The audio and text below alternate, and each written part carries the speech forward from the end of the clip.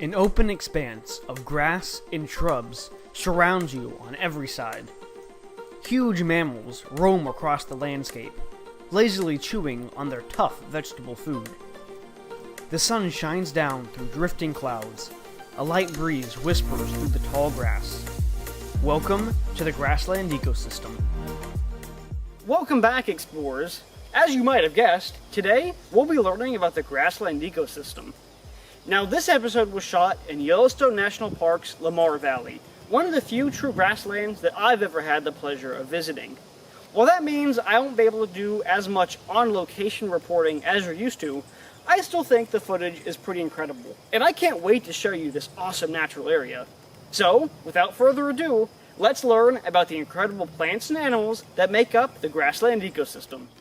As you might guess, the most abundant producer in the grassland is, well, grass. Due to some combination of soil composition, climate, and other factors, tall woody plants such as trees are a relatively uncommon sight in these areas. The lack of tall trees allows lots of sunlight to reach the ground, and provides space for thousands of smaller plants to thrive. The difference in producers between grasslands and forests make a huge difference for the type of animals that you can find here. There's no leaf litter or fallen logs for insects or reptiles to hide under, so they have to find other ways to make their homes. Fortunately, the grass itself provides many opportunities for primary consumers. Animals like this ground squirrel are able to take advantage of the abundant food by fixing the housing situation themselves. Tunneling underground, these cute little mammals construct burrows that lead deep underground and help them hide from predators that could easily spot them in the open. They will run out of their burrows to collect food, and then dart back in with their prizes to eat in peace. As they search for and collect food, they also help spread the seeds of different plants, moving them to new areas. Burrowing is a behavior exhibited by many small grassland mammals, and even some insects, which may have trouble defending themselves against predators. But not all primary consumers are as defenseless as the ground squirrel, and not all of them have to hide from predators. Many grasslands are inhabited by massive mammals, such as bison, which are among the most ecologically important animals that exist in these places. These gentle giants, and other mammals like them throughout the world, both exist in and help to build grasslands. Huge hooves churn up the soil, breaking down dead plant and animal matter and plowing it for new grass seeds to take root. Bison poop contains lots of nutrients, such as nitrogen and phosphorus, acting as a natural fertilizer and speeding up plant growth. As grazing animals, bison will often mow down both grass and young trees as they eat, and grasses are much better at growing back after a bison munch than trees are. All of those bison behaviors help to make the grasslands healthier and expand to cover more area. Bigger grasslands means more food and space for bison, and more bison means bigger and healthier grasslands. All the primary consumers in this ecosystem represent a whole lot of energy, and that certainly doesn't go unnoticed. Grasslands are also home to some of the largest terrestrial carnivores on the planet. An adult black bear lumbers across the landscape, his powerful nose sniffing out any potential food. Black bears don't usually chase down their prey, and most of their diet is actually plant-based, but they certainly won't pass up a free meal that can be scavenged from a roadkill victim like this deer. Other predators, such as wolves, are more active hunters, killing sick or old animals, and thereby leaving more resources available for healthier animals, and keeping prey populations in check.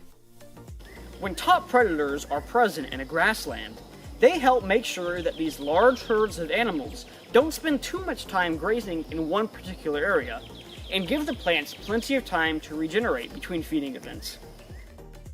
While insects and mammals are usually the most abundant animals in grasslands, there are still interesting reptiles and amphibians in these locations.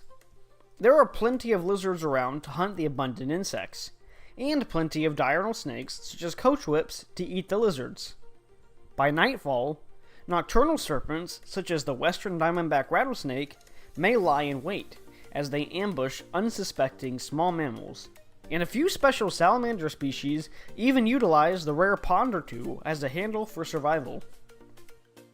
Grasslands are important to you and to me for a variety of reasons. Like forests, grasslands contain lots of producers, which help filter out pollution from our air. Also, because these ecosystems tend to be relatively flat and contain fertile soil, they are often used to grow crops such as wheat or corn, which make up a large part of our diets. Many scientists also believe that the huge herds of grassland-dwelling animals gave the first humans the food that they needed to survive in the harsh Ice Age conditions. Thanks so much for joining me on today's adventure in learning what grassland ecosystems are, what kinds of organisms we can find there, and why they're so important to you and me. On our next adventure, we'll learn about our very first type of aquatic ecosystem, the river. Until then, stay curious and keep adventuring everywhere. This has been Zeno of The Wild Report, signing out. You just saw a video that taught you about different kinds of grasslands. And you were in Yellowstone National Park, which is out west side of the country. And today we're going to keep going with our notes about which ecosystems have few trees. We're going to focus on those grasslands today. Different places on Earth have different climates. Some land ecosystems have climates that only support a few trees, right? So it's not like Wisconsin. Wisconsin, we have a lot of trees. Think about looking over a wide grassy field. A strong summer breeze makes the top of the grasses move like waves on the ocean. Ooh, look at that simile. Right? They're not actually waves, but they're comparing them to waves moving on the ocean. A grassland is a kind of land ecosystem. It has many grasses and flowering plants, but few trees. A climate of cool or cold winters and hot summers supports grasslands. The climate includes little rain, so soil is dry. Trees cannot grow well in this soil. They need more water. The trees grow mostly in the wetter soil along rivers and creeks. So, why do grasslands have few trees?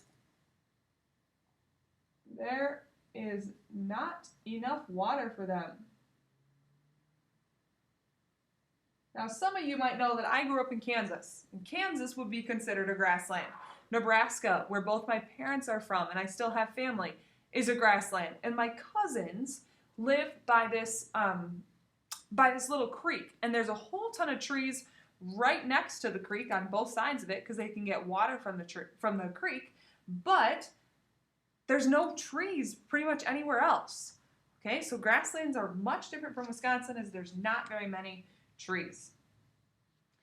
Number 2, what 2 ways do deep roots help grasses? Many grasses grow well in this kind of habitat. They survive because they have deep roots. These roots help plants in many ways. When grazing animals, fire, or the cold winters kill the plants above the ground, the roots survive. Deep roots also help the plants find water in dry, hot summers. They help them survive.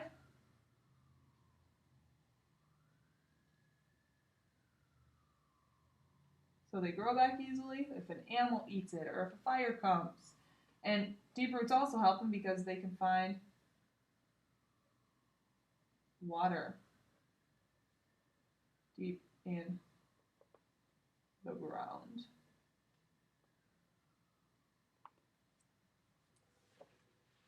Number 3, what is one type of insects that makes grasslands its habitat? Some grasslands get more rain than others. Tall grass prairies grow in the wetter eastern parts of the Midwest. Short grass prairies go farther west where less rain falls. So, like, look here at a Kansas grassland. Average temperature in the summer is 20 degrees Celsius. In the winter, it's 2 degrees Celsius. And then the yearly rainfall is 90 centimeters. Now, we normally talk in inches, and we normally talk in Fahrenheit. So 2 degrees Celsius is actually above 32 degrees in Fahrenheit. So winter in Kansas was a lot warmer than Wisconsin. Winter in Kansas was normally like 35 degrees or so. It didn't get to be really, really cold like it does in Wisconsin. And in the summer, it would get to be like 90, 100. It was a little bit warmer than it is in Wisconsin. Still looking for that kind of insect that lives there. This is the Kanza Prairie in Kansas. Like other parts of the Midwestern states, it is a grassland. Winters are cool or cold in the grasslands. Deep roots help the plant store food for winter. You can see two types of animals here. Many kinds of insects, such as this grasshopper, live in grasslands. So one type, grasshopper.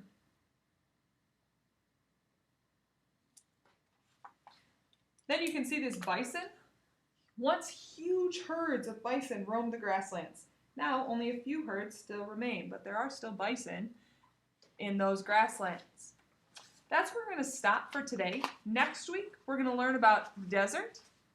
So go ahead and just tuck your notes, write in your book to keep those safe, mark it off your weekly checklist, and we'll see you for science on Monday.